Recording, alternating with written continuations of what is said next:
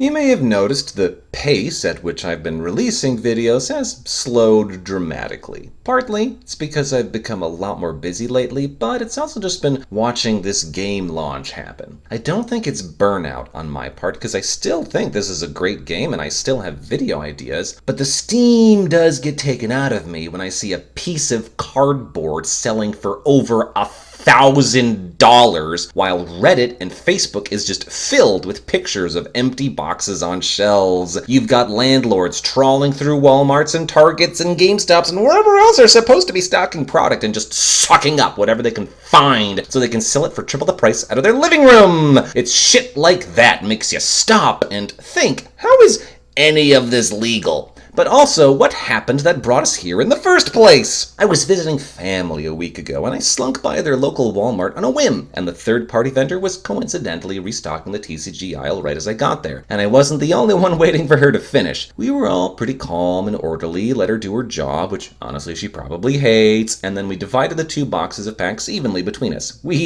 12 whole packs. But in hindsight, I'm just wondering, why did they only put 2 boxes on the shelf? You look to the side, and there are dozens of boxes each of Pokemon product and Yu-Gi-Oh! And never mind the 12 feet, 3 shelves worth of baseball cards. Who even buys baseball cards? Who are these creatures, these cryptids? And yet Lorcana, the hot new thing that the entire card-playing internet is hopping all over, gets 2 measly boxes and a handful of starter decks. When that's all they're putting out, it's a lot easier for scalpers to just waltz over and shove everything into their cart and walk off with it. Maybe Ravensburger was basing their sales predictions off of Villainous, but they have to have realized that TCGs are on an entirely different scale. When a Magic set launches, you can pre-order boxes and precons months in advance off of Amazon or from your LGS, and you get the product you ordered. What a concept! You couldn't even get Lorcana on Amazon at launch date, never mind pre-order. They finally put up listings a few days ago, but none of them have prices. You go to the page for a booster box and you see other buying options, and there's just one seller charging $500. I probably shouldn't be surprised, but I am saddened. This is a toy. A goddamned toy.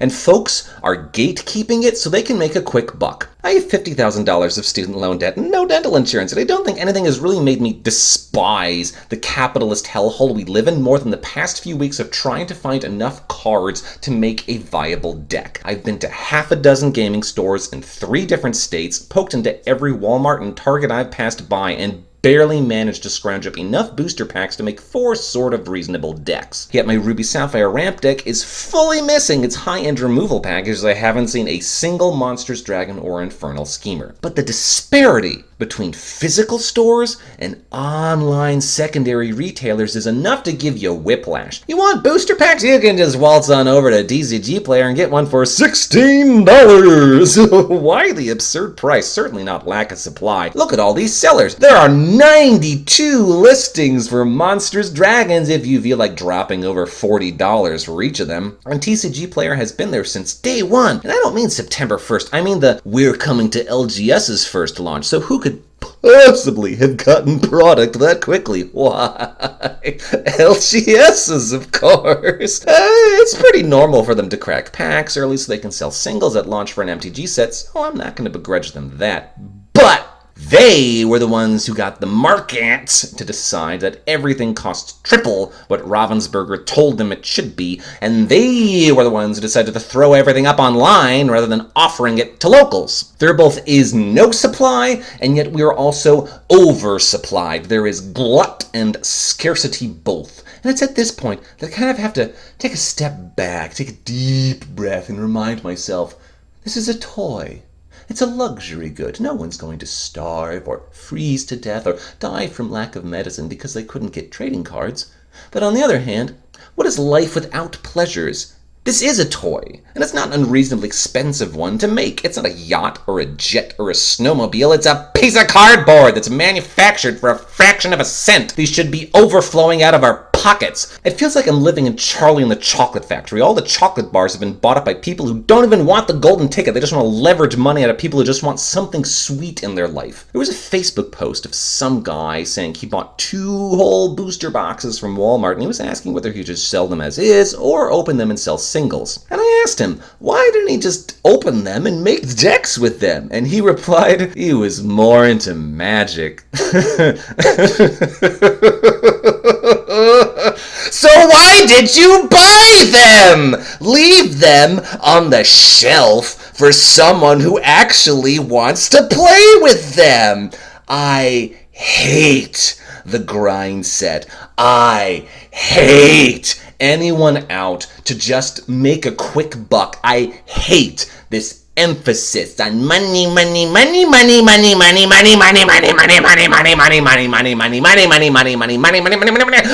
I hate that our lives are driven in worship to the almighty dollar. Why can't we just fucking live?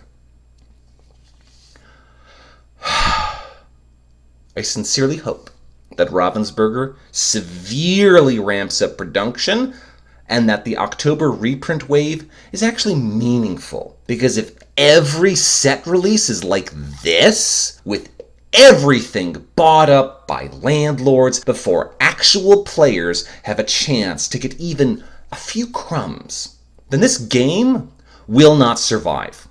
Possible players will see how ludicrously expensive it is to wade through the secondary market and how impossible it is to get product firsthand, and will just walk away. There was every potential that Lorcana could have actually been a magic killer. But right now, it seems like its beanstalk has been cut down before it even had a chance to sprout. I hope October proves me wrong. In the meantime, at least there's Tabletop Simulator and Pixelborn.